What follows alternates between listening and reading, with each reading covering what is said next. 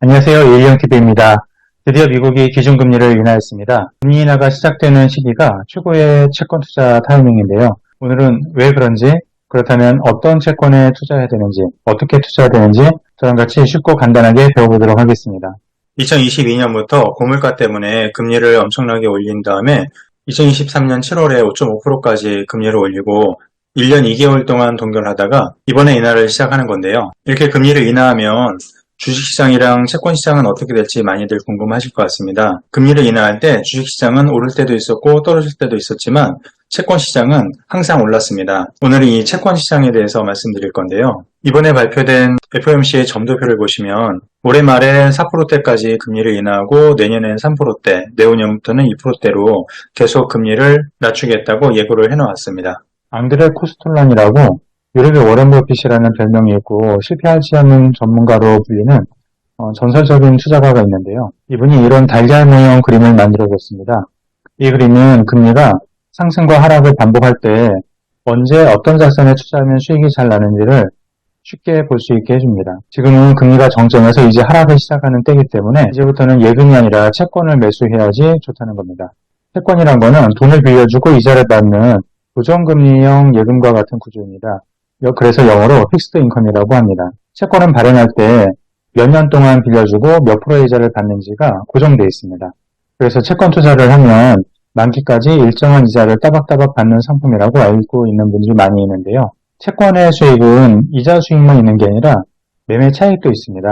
채권의 금리는 고정이지만 채권을 사고 팔 때의 가격은 변동합니다.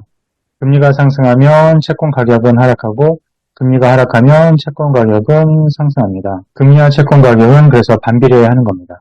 이게 왜 반비례하는지는 작년에 제가 채권 투자에 대해서 올려드린 영상을 참고해 보시면 좋을 것 같고요. 쉽게 설명해드리면 금리가 하락하면 예금은 작년에 4%짜리를 했다가 올해 만기돼서 다시 가입하려고 하면 3%대, 그리고 내년에 하려면 또 2%대, 이런 식으로 계속 낮은 금리의 예금을 해야 되는데요.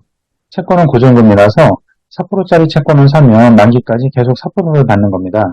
그러면 금리가 3%, 2%, 2%로 하락하면 할수록 고정금리 4%의 매력은 점점 더 커지게 되죠. 그래서 이런 채권을 사려는 사람들이 점점 더 늘어나서 가격이 점점 더 올라가게 되는 겁니다. 그러면 처음에 채권을 10,000원에 샀어도 이걸 나중에 11,000원, 12,000원 더 비싸게 팔 수가 있는 겁니다. 그래서 채권형 펀드에 투자를 하면 이런 이자 수익과 매매 차익을 합쳐서 수익을 얻게 되는 겁니다. 금리 하락기는 지난 20년 동안 3번밖에 없었습니다. 지금이 4번째인데요. 2001, 2, 3년, 2007, 8년, 2019년, 20년에 금리가 하락했고 이번이 5년 만에 찾아오는 기회입니다. 실제 금리 하락기에 채권 투자의 수익률이 어땠는가 한번 보시면요. 이 빨간색으로 표시해놓은 2001, 2, 3년, 2007, 8년, 2019, 20년이 금리 하락기였습니다. 미국 채권을 기준으로 보시면 이 단기 채권은 이 기간 동안 대략 3%대부터 한 8%대까지 수익이 났었는데요. 장기 채권은 보통 10% 전후의 수익이 났었습니다. 만기가 1, 2년 정도 남은 단기 채권은 예금과 큰 차이가 없어서 가격 변동도 크지 않은데 만기가 10년, 20년 남은 장기 채권은 금리가 하락할수록 가격 상승도 훨씬 커지게 됩니다. 보통 장기 채권은 금리가 1% 하락할 때마다 10% 정도의 수익이 났습니다. 이 세 번의 금리 하락기 동안 보통 20%에서 30% 정도의 수익이 난 걸 볼 수가 있습니다.